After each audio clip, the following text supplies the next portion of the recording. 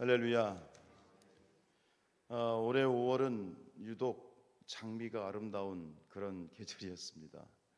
어찌나 올해는 장미가 풍성하고 또 아름다웠던지, 아름다웠던 장미도 좀 아름다웠지만 또 역시 우리의 삶도 하나님 앞에서 지켜주신 은혜가 큰 줄로 믿습니다. 꽃보다 아름답다라는 말이 있지 않습니까? 우리의 인생 한 분 한 분이 다 아름답고 귀하십니다. 주님의 은혜가 이 6월 한 달, 이제 시작되는 이 한 달에도 하나님의 은혜, 또 하나님의 임마누엘의 축복, 그리고 여호와 니시의 축복 함께 하시기를 주님의 이름으로 축복합니다. 오늘 6월 첫째 날에 어떤 말씀을 가지고 하나님의 말씀을 받을까 묵상하는데, 하나님께서 베드로 목사님의 이 설교를 또 우리 나누기를 원하셨습니다. 우리 7절 말씀 같이 읽겠습니다. 시작. 만물의 마지막이 가까이 왔으니 그러므로 너희는 정신을 차리고 근신하여 기도하라. 우리 그리스도인들은 하루하루의 삶을 오늘이 마지막인 것처럼 살아가야 됩니다.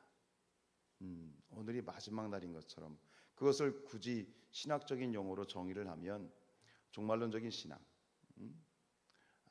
주님이 오실 날이 가까웠고 언제 오실지 모르는, 주님이 오시면 이 세상의 역사는 끝이 나죠. 우리의 신앙이라고 하는 것은 오늘이 마지막인 것처럼 살아가야 된다라고 저는 생각합니다. 2017년 일본의 오자와 타케토시라고 하는 작가가 쓴 책이 있습니다.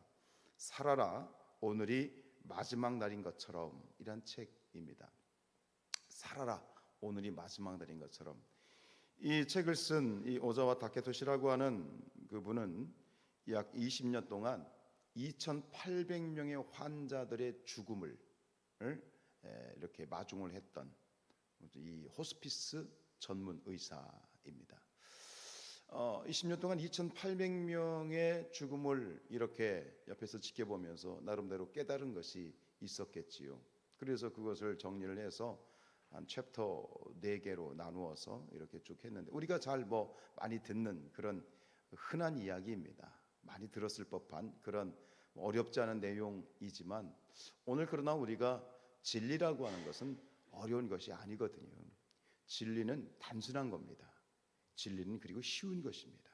근데 그 쉽고 단순한 진리를 우리는 가까이 하지 못하는 것이고, 그것을 우리의 삶에 적용하지 못하는 것뿐인데, 오늘 우리가 생각할 것은 우리의 인생은 결국 우리 신앙은 오늘이 마지막 날인 것처럼 살기를 원한다. 여러분, 인생이 정해져 있는 사람, 어떤 이런 호스피스 병동에 있는 분들처럼 살아갈 날이 정해져 있는 인생을 무슨 인생이라고 그러죠? 시한부 인생이라고 그러죠. 그죠? 시한부 인생. 근데 결국 우리 모두는 다 시한부 인생입니다. 그렇죠? 우리 모두는 시한부 인생이에요. 히브리서 9장 27절 말씀 있는 것처럼 모든 사람이 한 번 죽는 것은 정해진 것이요. 언제인지 모르지만 곧 돌아가시겠구나. 죽음을 가까이 우리가 예측할 수 있는 사람을 시한부 인생이라고 이렇게 말하지만, 사실 우리 모두는 다 사실 시한부 인생이고, 오는 것은 순서가 있지만 가는 것은 순서가 없는 것이 우리의 인생이지요. 웨인 다이어는 우리는 모두 죽는다는 것을 기억하라. 이 말이 또 우리에게 진리가 됩니다. 여러분, 우리가 죽는다는 것을 기억하는 것, 날마다 기억해야 돼. 이게 신앙이고, 이 종말론 신앙이고, 이게 또 우리의 삶을 좀 지혜롭게 살아갈 수 있는 그런 질문인 것 같습니다. 흔한 이야기지만 어떤 사람이 그런 얘기를 했죠. 내가 헛되이 보낸 오늘은 어제 죽은 사람이 그토록 염원하였던 내일이었다. 그러고 보면 이 특별한 일이 없는 오늘, 그저 별다른 일이 없이 일상이란 말이 쳇바퀴 돌아간다는 얘기 아니겠습니까? 쳇바퀴 돌아가듯이 돌아가는 이 일상이 특별한 일이 없는 것 같지만, 오늘 이 하루가 사실은 기적이다 이겁니다. 기적이다. 내가 아침에 눈을 뜨는 것이 기적이고, 하루를 온전히 살아서 눈을 감고 편안히 잠자리에 드는 것이 기적이고, 이것이 또 우리 성경의 진리라고 저는 생각하죠. 흔히 하는 말로 오늘이 이 인생의 마지막 날이라면 당신은 무엇을 하겠는가? 이런 말 들어보셨죠? 오늘이 인생의 마지막 날이라면 당신은 무엇을 하겠는가? 한번 오늘 진지하게 생각해 보십시다. 오늘이 인생의 마지막 날이라면 여러분 무엇을 하시겠습니까? 대부분 사랑하는 사람. 그런데 사람이 죽어갈 때 내가 했던 일보다는 하지 못했던 일에 대해서 후회를 많이 한다고 합니다. 우리가 해야 될 일, 했었어야 되는 일, 그 일은 어려운 일이 아니고 너무나 마땅한 일인데 오히려 정말 중요한 일은 이상하게도 이 우선순위에서 밀리는 것 같습니다. 그런데 정말 중요한 것을 앞에 둔다면 우리의 인생이 후회가 좀 더 줄어들지 않을까.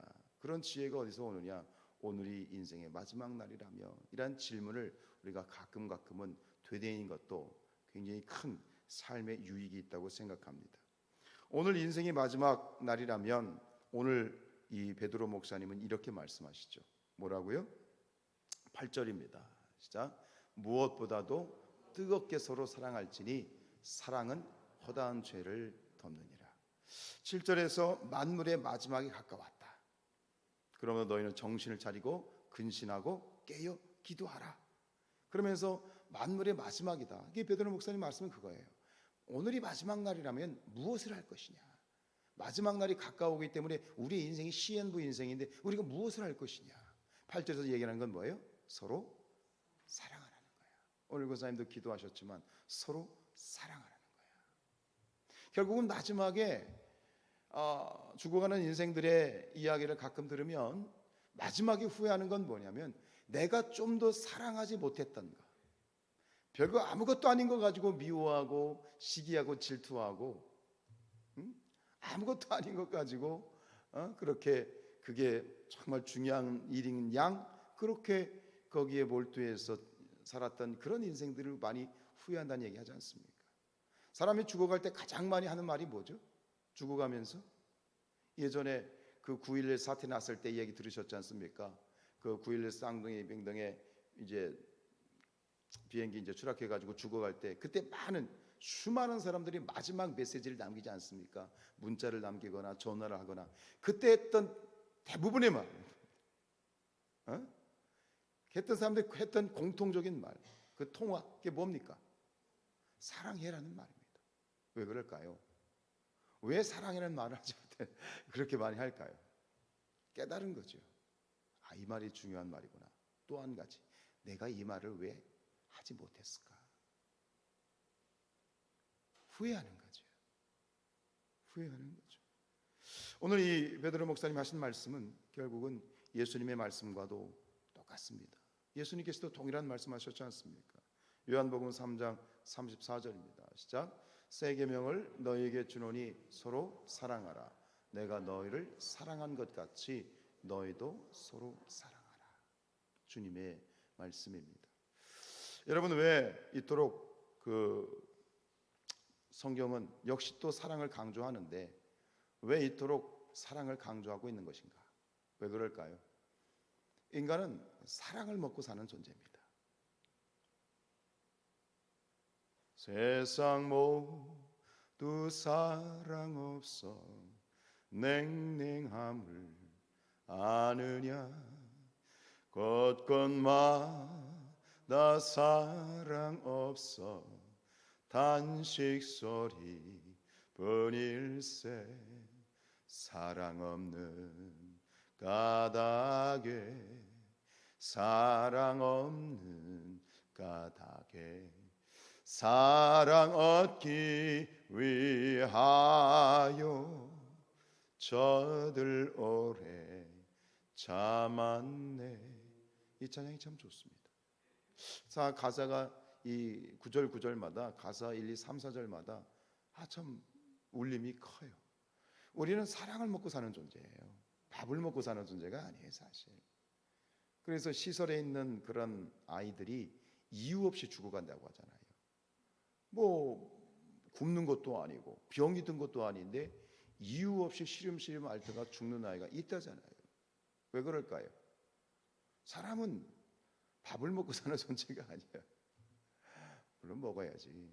근데 궁극적으로 사람의 이 질적인 퀄리티의 문제는 뭐냐면 사람이 행복하게 정말 건강하게 산다는 건 뭐냐? 정말 먹어야 될 거는 밥이 아니라 뭐다? 사랑이야. 그러니까 사랑을 먹지 못하면 죽는 거야. 사람이 그냥 사는 게 아니야. 사랑을 받아야 그 삶이 행복한 거고, 사랑받는 사람의 얼굴이 다르잖아요. 사랑받지 못하는, 사랑받아야 되는데 사랑에 굶주린 사람들은 얼굴 때깔이 틀려요. 어두워요. 그림자가 있어요. 그런데 가진 것 없고 뭐 없어, 세상에 짓불도 없는데 얼굴이 환한 사람들이 있어요. 삶이 늘 유쾌한 사람들이 있어요. 왜 그럴까요? 보면 사랑을 받는 사람이에요. 사랑받는 사람. 저는 우리 사랑하는 성산의 모든 가족들이 충만한 사랑을 받기를 원합니다. 그럼 어떻게 될까요? 서로 사랑해야 돼. 나도 사랑이 필요하고 너도 사랑이 필요한데 그 사랑을 서로 크로스해서 서로가 서로를 사랑해주고 서로가 서로를 섬겨주면 서로로 사랑을 받는 거잖아. 난 사랑을 해서 감사하고 또 내가 사랑을 받아서 감사하고. 오늘 이 베드로 목사님이 하시는 말씀이에요. 이런 6월이 되기를 원합니다. 우리 4절 말씀 한번 좀 볼까요? 4절 안 했어요? 자, 우리 베드로전서 9절 10절 읽겠습니다. 시작. 서로 대접하기를 원망 없이 하고 각각 은사를 받은 대로 하나님의 여러 가지 은혜를 맡은 선한 청지기 같이 서로 봉사하라. 여러분, 사랑을 주는 것이 더 기쁠까요? 받는 것이 더 기쁠까요? 어떻게 하세요? 주는 것이 더 기쁘다라고 자신 있게 이야기하는 분들은 그게 뭔지 아시는 거야. 그러니까 그 기쁨을, 그 놀라운 이런 이 원리를 깨달은 분들이에요. 여러분, 서로 대접하기를, 서로 봉사하기를 원망 없이 하고 기꺼운 마음으로, 자원하는 마음으로 서로가 서로를 사랑해주고 섬겨주셨으면 좋겠습니다. 여러분, 남을 대접하는 자는 복을 받습니다. 아멘입니다. 대접하면 복을 받습니다. 나누고 베풀면 복을 받습니다. 주님의 말씀입니다. 누가복음 6장 38절입니다. 진짜 주라 그리하면 너희에게 줄 것이니 곧 후히 되어 누르고 흔들어 넘치도록 하여 너희에게 안겨주리라. 주면 손해이죠, 그죠? 마이너스죠. 천만의 말씀. 주면 마이너스가 아니에요. 내가 하나를 주면 하나님께서는 10개로 갚아주셔. 이 영적인 원리를 아는 사람들은요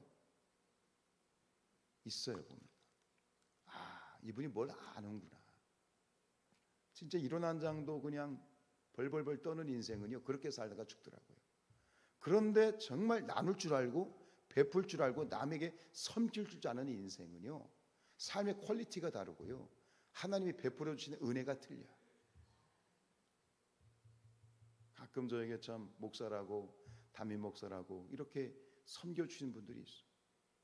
어떤 데는 제가 황송해, 너무 죄송해. 근데 그분들이 뭐라고 말씀하시냐면 이렇게 말씀하세요. 목사님, 이렇게 해야 제가 복 받아요. 제가 은혜를 받죠. 이분이 뭘 아는구나, 원리를 아는구나. 전 기꺼이 그런 걸 마다하지 않습니다. 왜냐? 그거는 그분이 복 받는 자신만의 노하우이기 때문에 그렇습니다. 사랑하는 여러분, 축복받는 일은요 악착 같아야 돼. 복받는 원리를 아셔야 돼. 그 복받는 원리를 알고 그 원리를 가지고 나만의 복받는 노하우가 있어야 돼. 근데 그 중에 하나가 뭐예요? 주라는 거예요. 베풀라는 거예요. 섬기라는 거예요. 그럼 하나님이 어떻게 해요? 후히 주시되 누르고 흔들어 넘치도록 너에게 안겨주리라. 우리가 성도들이 서로가 서로에게 이런 관계가 되기를 축복합니다. 그랬으면 좋겠습니다. 그게 뭐냐?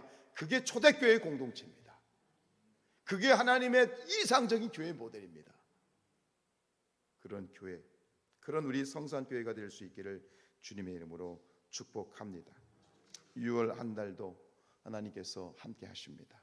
승리케 하셨습니다. 우리가 오늘 이렇게 예배함으로 하나님께 온전히 우리의 모든 것을 전존재를 드리게 될 때 역시 하나님께서 우리에게 좋은 것으로 갚아주시고, 특별히 이 6월 한 달 더욱더 우리가 하나님 앞에서 열심히 영혼들을 위해서, 우리가 서로가 이 교회 안에서 서로를 섬기고 봉사하는 것도 감사하겠지만 우리가 세상에 죽어가는 영혼들을 구원해내고 주님을 모르는 영혼들을 구원해내기 위해서 역시 그들에게도 우리의 사랑을 베풀고 아낌없이 그들을 섬겨주고 봉사함으로 그 영혼들이 주님께 돌아오는 귀한 은혜가 있기를 주님의 이름으로 축복합니다.